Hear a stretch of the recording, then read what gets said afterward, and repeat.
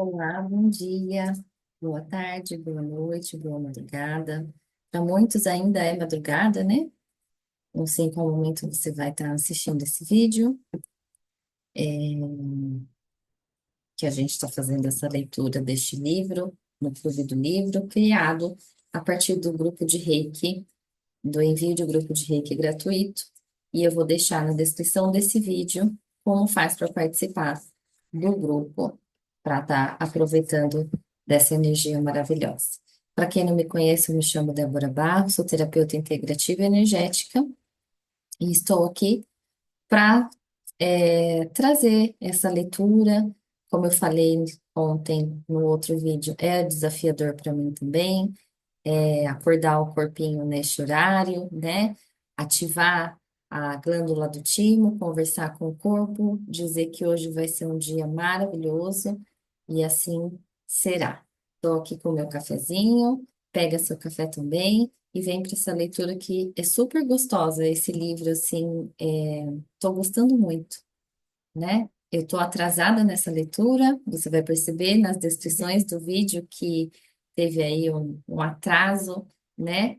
Mas estamos aqui para a gente continuar, né? Então, ontem eu até achei diferente, porque o livro ele não tem número de capítulo, mas ele deu uma diferenciada aqui. Vamos ver o que vai ser entregue, porque ele trouxe um quadro que está escrito assim: Ensinamentos essenciais sobre virtude, felicidade e tranquilidade. Então, vamos ver o que que ele traz para a gente. Vou dar um golinho no meu café, ver se entra alguém. Às vezes chega alguém, né? 5:30 da manhã, o pessoal está na correria ou dormindo ainda, né? Mas vamos lá. Por que ser bom? A concepção estoica da virtude adotada por Epípeto deixou marcas indeléveis em nossa cultura, e, no entanto, não foi suficientemente valorizada.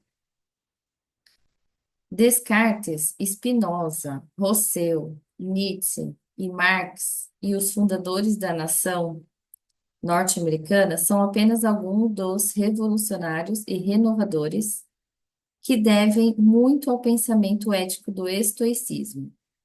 A noção de virtude, até uma reabilitação muito recente, parecia antiquada e até puritana aos nossos olhos modernos. Os ensinamentos de Epípeto referentes às virtude nada têm a ver com beatice ou servilismo e submissão. Virtude, felicidade e tranquilidade não são experiências isoladas ou distintas. Deixa eu colocar aqui ao vivo, né? Tem que ser uma coisa ao vivo. É, senão não tiver. Aí.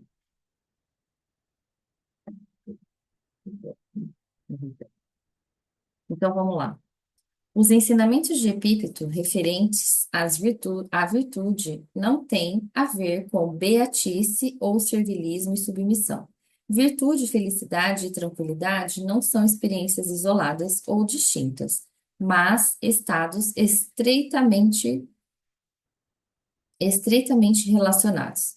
Ao mesmo tempo que defendia a ideia de que se deve ser bom por princípio, Epípeto observava na prática que uma vida virtuosa de excelência moral leva à coerência interior e à harmonia exterior. Há uma grande sensação de alívio em ser moralmente coerente. A alma é pacificada e podemos então levar adiante as nossas atividades de modo mais eficaz e proveitoso, ou, como dizia Epípeto, sem impedimentos. A confusão interior e o próprio mal são fruto da ambiguidade. A confusão interior e o próprio mal são frutos da ambiguidade. Epíteto ensina-nos a trazer à tona o que temos de melhor, ao tornar o nosso código moral explícito para nós mesmos. É o que a gente falou ontem, né, sobre a importância do autoconhecimento e saber o que é de valioso para você, o que faz sentido e o que não faz também. A liberdade, o bem-estar e a confiança são alcançados à medida que nossas ações se adaptam gradualmente a este código. Epípeto pede-nos para atribuir menos importância às escolhas exteriores, aquilo que hoje em dia chamaríamos de escolhas ligadas ao estilo de vida, e recomenda que nos concentremos nas pequenas, mas significativas opções morais, as escolhas interiores que fazemos no decorrer de cada dia. O apelo da alma. A principal tarefa da filosofia é responder ao apelo da alma, é procurar compreender o sentido de nossas dores e nossos medos, e assim nos libertarmos da sua influência. A filosofia exerce atração sobre nós quando chegamos ao fim de nossas forças. A sensação persistente de que algo não está certo em nossa vida e o desejo intenso de recuperar o equilíbrio e o bem-estar anteriores não nos abandonam. O medo da morte e da solidão, as perturbações a respeito de amor e sexo e a impotência diante da nossa raiva e de nossas ambições desmensuradas levam-nos a formular as primeiras perguntas filosóficas sinceras. É verdade, não há nenhum sentido aparente e óbvio para nossa vida. A crueldade, a injustiça, o desconforto físico, as doenças, os aborrecimentos e transtornos, grandes e pequenos, são fatos mais comuns de todos os dias. Então, o que fazer a respeito? Como podemos viver em uma vida digna, apesar da dor e do sofrimento no mundo exterior e na instabilidade de nossas emoções? Como deixar de sucumbir a uma insensibilidade desesperadora e como um animal de carga, apenas aguentar o tédio e o fardo das responsabilidades indesejadas? Quando a alma grita seu apelo, é sinal de que chegamos a um estágio necessário e maduro de reflexão sobre nós mesmos. O segredo não é ficar bloqueado neste ponto, perturbado, torcendo as mãos, mas ir em frente, decidido a curar a própria vida. O que a filosofia nos pede é uma opção pela coragem. Seu remédio é expor sem hesitar, inflexível e obstinadamente as premissas falsas e enganadoras nas quais baseamos nossa vida e nossa identidade. O verdadeiro propósito da filosofia. A verdadeira filosofia não envolve rituais exóticos, liturgias misteriosas ou crenças originais. Também não se resume às teorias e análises abstratas.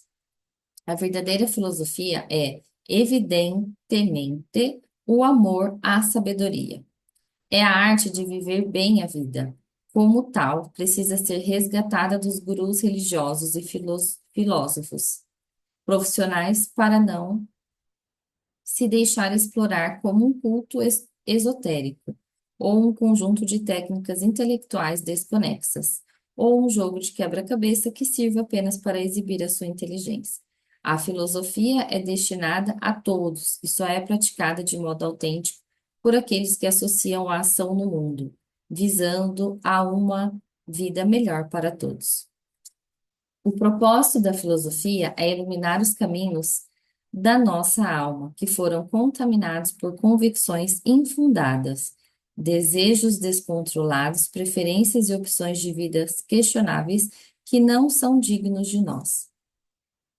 O principal antídoto a tudo isso é um autoexame minucioso aplicado com bondade, além de erradicar as doenças da alma. A vida de sabedoria também pretende despertar-nos de nossa apatia e introduzir-nos no caminho de uma vida ativa e alegre.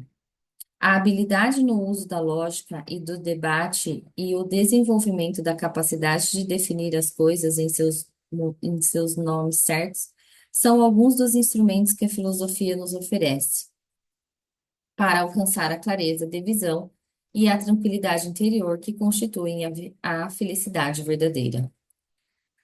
Essa felicidade, que é a nossa meta, deve ser entendida com exatidão.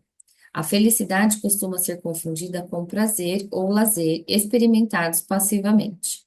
Esse conceito de felicidade só é bom até certo ponto. O único e precioso objetivo de todos os nossos esforços é uma vida de expansão no caminho da plenitude. A verdadeira felicidade é um verbo, é o desempenho contínuo, dinâmico e permanente de atos de valor. A vida em expansão, cuja base é a intenção de buscar a virtude, é algo que improvisamos continuamente, que construímos a cada momento. Ao fazê-lo, nossa alma amadurece, nossa vida tem utilidade para nós mesmos e para as pessoas que tocamos. Nós nos tornamos filósofos para distinguir o que é realmente verdadeiro do que é meramente resultado acidental do raciocínio incorreto das avaliações erradas adquiridas de modo imprudente, dos ensinamentos bem-intencionados, mas equivocados de pais e professores e da aculturação que absorvemos sem refletir.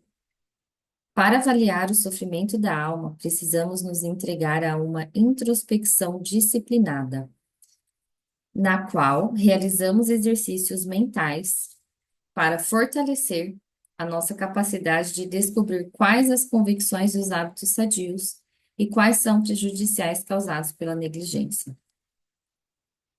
Aqui fala, né, é que como é antigo a linguagem dele, não é tão simples assim, mas aqui fala que você precisa de se conhecer, né? O autoconhecimento, ele é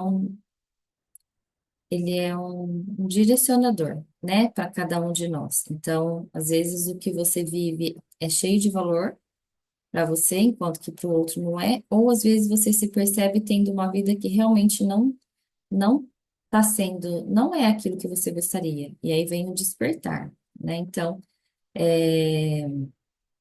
quando ele fala de trazer exercícios mentais, né, vem muito para mim a atual atividade, a atual função, por exemplo, da Axis, que trouxe para a gente que fazer perguntas liberta, né? Fazer perguntas sobre qualquer situação vai te trazer clareza, expansão, resolução, sem querer encontrar a resposta. São perguntas para acontecer a transformação. Então, quando ele fala de, assim, para aliviar o sofrimento da alma, precisamos nos entregar a uma introspecção disciplinada, na qual realizamos exercícios mentais para fortalecer nossa capacidade e descobrir quais são as convicções e os hábitos sadios e quais são prejudiciais causados pela negligência. É você se perceber, né? É você olhar para você, se perceber aquela situação que está acontecendo, o que vem de contribuição dali, o que eu posso tirar de melhor dessa situação negativa? Qual é o aprendizado? E também para sair do espaço de trauma e drama, né? Que o trauma e drama, ele só vai atrair coisas negativas, vai atrair situações desafiadoras no seu corpo, relacionadas à saúde, né? E tudo mais. Aí ele traz o primeiro passo. O primeiro passo para viver com sabedoria é renunciar à vaidade. Reconheça a insanidade do sabichão inquieto, cuja mente agitada está sempre especulando a respeito de suas impressões estereotipadas sobre os acontecimentos ou sobre as pessoas, ou seja, né, o julgamento. Esforçando-se para encaixar as experiências do momento em categorias previamente estabelecidas. Ah, isso. Ah, sim, isto aqui é exatamente assim ou assado. Contemple o mundo com novo frescor. Como ele é, como foi criado, com os olhos de um principiante e de um recém-chegado. Saber que você não sabe e está disposto a adquirir, saber que você não sabe e estar disposto a admitir isso sem desculpas nem acompanhamento é ser forte de verdade e preparar o terreno para aprender e progredir em qualquer atividade. Os mais sábios reconhecem os limites naturais de nossa capacidade de conhecimento e têm a coragem de preservar sua ingenuidade. Os mais sábios, né? É como eu falei nos capítulos anteriores, que ele traz de você, de você respeitar, né, os seus valores, de você viver baseado nos seus valores, né? Ter essa coragem de viver sobre o que você acredita ser bom para você. E sair do espaço de julgamento sempre, né? Compreendem que todos nós sabemos muito pouco sobre qualquer coisa. Não existe qualquer conhecimento conclusivo definido sobre coisa alguma. Os sábios não confundem informações ou dados, por mais prodigiosos ou bem apresentados que sejam, com conhecimento abrangente ou sabedoria transcendente. Fazem com enorme frequência comentários como ou é mesmo? Quando percebemos como de fato sabemos pouco, quando percebemos como de fato sabemos pouco, nos iludimos com menos facilidade por pessoas muito falantes, envolventes ou demagogas e direcionamos melhor nossa curiosidade. Pois a curiosidade viva e ativa é um elemento característico de uma vida em expansão, né? Mais uma vez, eu vou falar da barra de Axis, que a gente aprende, ferramentas que a gente, por exemplo, uma que eu falo bastante é como pode melhorar. Então, quando a gente lança uma pergunta, é essa a intenção de você ser curioso sobre aquela questão. Então, quando você fala como pode melhorar, você está disposto a receber mais daquilo, a receber melhorias realmente daquilo. Você se torna curioso para algo melhor. E quando a gente leva isso para a energia do universo, que o universo é abundante, ele quer te oferecer, aí faz todo sentido. Aí a gente consegue começar a perceber resultados de perguntas quando a gente lança, né, pro, pro universo. Aqui ele fala de expansão, uma vida em expansão. A vida em expansão é quando você se torna uma buscadora, um buscador, e você melhora o caminho onde você está, mas você não para. Você não para, você não desiste, você não olha para a sua dificuldade como um exercício ali de trauma e drama, você olha para a sua dificuldade como desafio de desenvolvimento, você não para, você segue, você constrói, você modifica, você melhora, né? Essa é a expansão. Expansão não é financeira. A ideia de expansão na vida não existe a expansão dentro de negócios, mas a expansão na vida ela não é isso. Ela é o seu desenvolvimento intelectual, filosófico, como esses conhecimentos tão simples e básicos aqui de aplicação na vida, né? A arrogância é a máscara mais banal da covardia. Mais grave ainda, é o maior empecilho para uma vida florescente. Ou seja, né, o arrogante ele não aprende. Ele é o sabichão, ele sabe tudo. Ele não precisa olhar para os lados, ele não precisa aprender com ninguém. E é aquilo, sem o julgamento aqui, mas existe sim a postura do arrogante, né? A clareza de pensamento e a presunção não podem coexistir logicamente. Então, a clareza de pensamento e a presunção não podem coexistir logicamente, eles não habitam o mesmo corpo. A humanidade não tem uma hierarquia social inerente a ela, apesar das aparências. Toda pessoa neste mundo é importante. Inclusive, quando a minha filha era menor, né? Aí vem aquelas coisas de desentendimento ali das crianças, né? Do grupo, que eu acho extremamente saudável. Mas assim, ele é burro. Não, não existe ninguém burro. Todo mundo tem algo para ensinar, porque ele aprendeu na percepção dele e ele desenvolveu. Então, todo ser humano ele tem algo para ensinar, sim, né? Então, toda pessoa neste mundo é importante, né? É, até nas situações em que a pessoa realmente ela infringiu uma lei, ela machucou o outro, mas essa pessoa ela é importante para alguém, né? Ela pode ter um filho, uma mãe, um cônjuge, uma parceria, enfim, ela é importante para alguém, né? E aí, para que a justiça seja feita diante de situações que houve, infringiram a lei, né? Aí existem a lei dos homens, né? A justiça humana aí, a justiça, como que eu posso dizer, dessa dimensão, né? Então, se você de fato quer ter paz de espírito e bons resultados para seus esforços, deixe a presunção de lado. É igual eu falo para minha filha: você tem dois ouvidos e uma boca. Primeiro escuta, aí processa, depois você põe para frente, né? Primeiro escuta, processa e depois põe para fora o que você entendeu ou quais são as suas dúvidas ou seus questionamentos. Mas primeiro escuta, né? E também não queira ser o melhor, queira ser o melhor para você. Então, o seu crescimento, desenvolvimento, é bom que você se perceba melhor do que ontem, mas você com você mesmo, não que o outro, né? Porque a gente entra no espaço de disputa, a gente faz com que aquela pessoa perca o valor dela, né? E isso só vai trazer desconforto para a gente mesmo. E aqui é bem generalista, né? Bem serve para todas as áreas da nossa vida, né? É, a presunção é como um portão de ferro. Não permite a entrada de novos conhecimentos, a expansão de possibilidades nem as ideias construtivas. Ceder ao orgulho excessivo dos próprios conhecimentos, capacidades ou experiências, procurando alcançar mais poder ou autoridade do que o devido, é fatal. É fatal. Você vai perder muita coisa se você achar que você é o melhor em tudo. Você pode ser o melhor em tudo, mas se você viver nesta arrogância em cima deste degrau, aí é fatal. O amor próprio exagerado não só faz os outros se afastarem, pois é insuportável ter um tolo arrogante por perto, como também leva à complacência, impedindo mudanças de rumo mais sadias.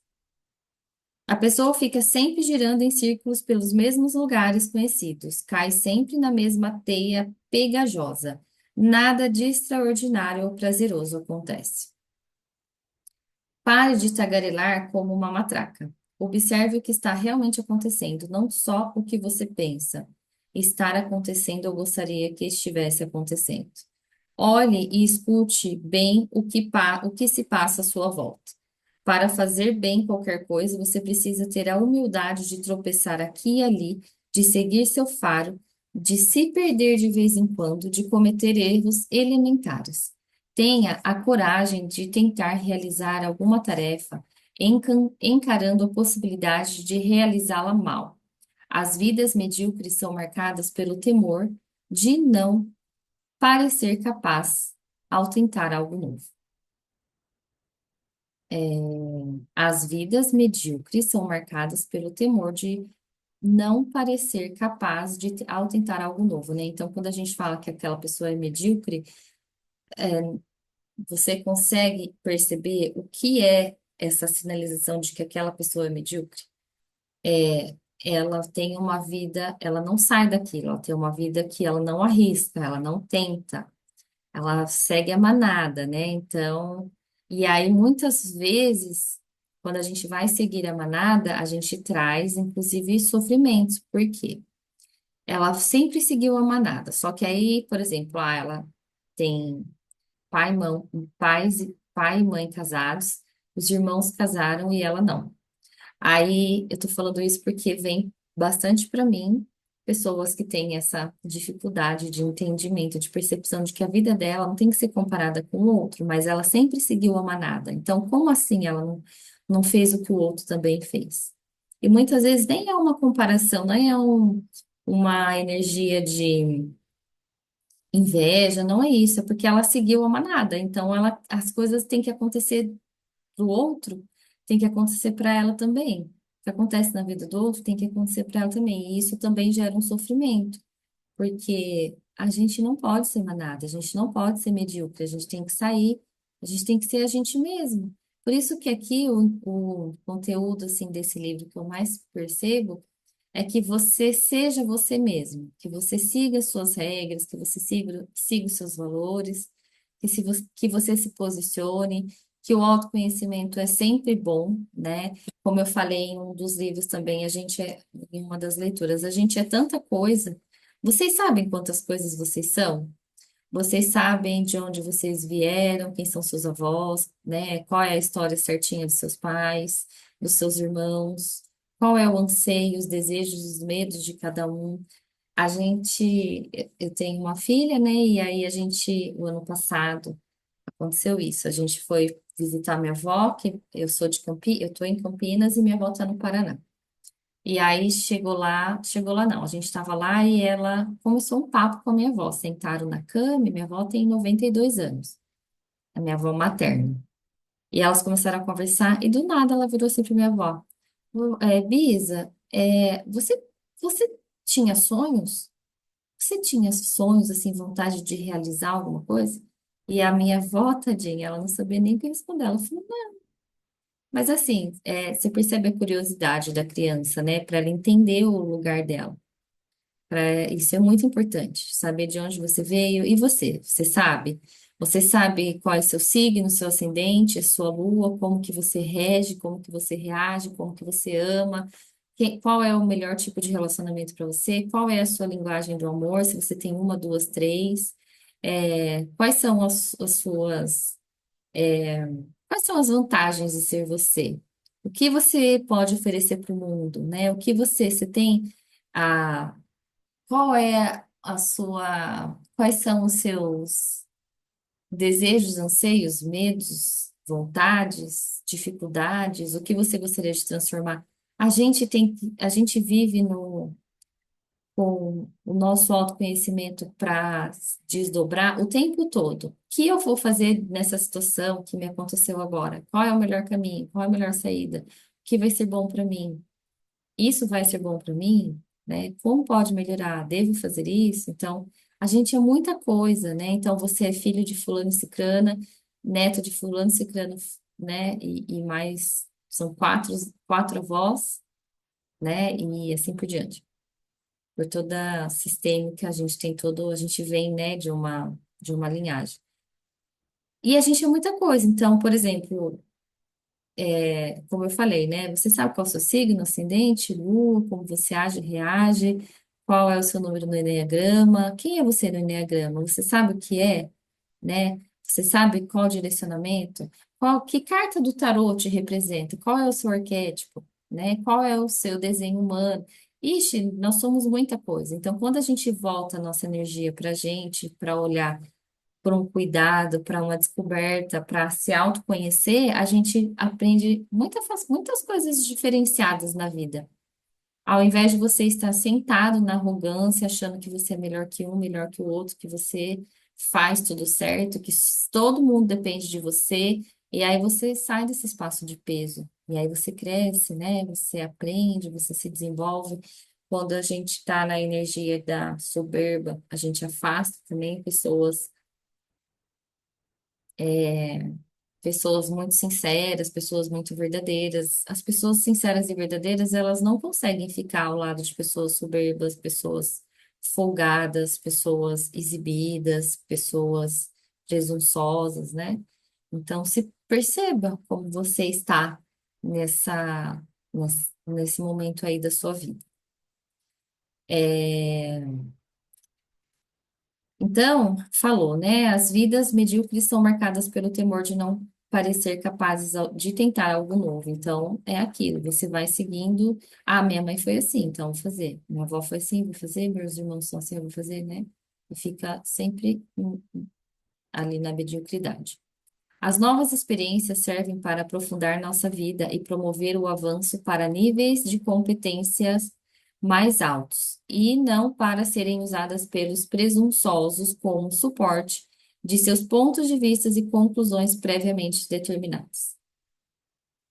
Os conhecimentos importantes e a orientação pessoal estão onde menos se espera. Se você deseja encontrá-los, reconhecê-los e beneficiar-se deles quando vierem, trate de não se encher de empáfia e orgulho desmedidos. Então, mesmo que você saiba, mesmo que você comece a buscar hoje quem você é, quanta coisa você e você obtenha essas informações, continua no seu caminho sendo você. Não suba no degrau querendo estar acima de ninguém, né? O legítimo sentimento de satisfação por se alcançar um objetivo meritório e difícil de conquistar não deve ser confundido com arrogância e que se caracteriza pela preocupação excessiva consigo mesmo e a falta de interesse pelos sentimentos ou assunto dos outros. Bom, vamos encerrar aqui e a gente continua amanhã. E como eu falo, eu estou adorando esse livro de clareza, porque me traz uma tranquilidade de que eu estou no caminho certo. Eu gosto de estar no caminho do autoconhecimento, eu gosto de estar no caminho de transformar vidas que aparecem para mim não só como terapeuta, mas como amiga, né, como familiar, mãe, né, funcionária também, que eu sou colaboradora de uma empresa, e a gente percebe o quão a vida precisa do ser humano, né? A gente não é ninguém sem a gente. Para eu estar lendo esse livro, alguém traduziu em palavras, né? Alguém traduziu, desculpa, alguém traduziu na escrita o- as ideias do Epípeto, e aí a gente precisou de alguém para editar o livro, e a gente precisou de uma editora para gerar o livro, e sinceramente, só fazendo um parênteses, eu fico um pouco chateada quando eu vejo tanta automatização, robotização das coisas, né? Então, cada vez menos o ser humano está tendo seu espaço, está sendo, o ser humano não está mais indispensável, está ficando dispensável, né? Se você não tiver um ser humano aqui, não tem problema, a gente robotiza, automatiza, né?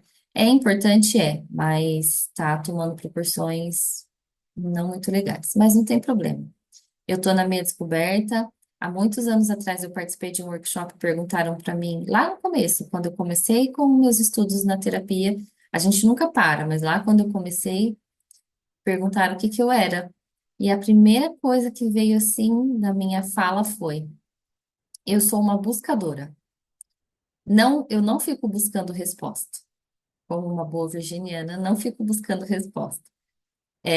Querendo, já estive no espaço de querer ter muita razão, não foi legal. Mas também quando eu estive no espaço de não querer ter razão, também não foi legal. Então a gente precisa de um equilíbrio. Já me autoconheci que eu preciso deste equilíbrio para me posicionar, para eu conquistar com mais facilidade, para eu ser colaborativa, para eu ser acolhedora, né? A terapeuta, ela não tem que ser só amiga de carregar no colo.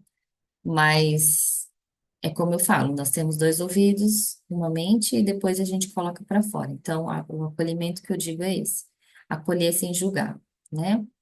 Então, é isso. Eu me sinto muito bem lendo esse livro. Parece que entra assim num. Poxa vida, se todo mundo, né, tivesse essa oportunidade de ler esse conteúdo, direcionar a vida para ser construtiva, valer a pena, não ser só momentânea ou utilizar de fugas, né, como muita bebida, muito cigarro, muita festa, muita droga, que isso é fugir da realidade, é não conseguir direcionar, né? Mas vamos lá. Estou muito feliz de estar aqui. Obrigada por estar, né, aqui comigo, mesmo que não ao vivo, mas absorvendo desse conteúdo. E vou deixar na descrição do vídeo como que você faz para participar do meu grupo de envio de Reiki à distância, para você estar aproveitando dessa energia e também trazer pessoas que necessitam de cura por essa energia de cura pelas mãos chamado Reiki, tá bom? Um beijo, fiquem com Deus e até amanhã.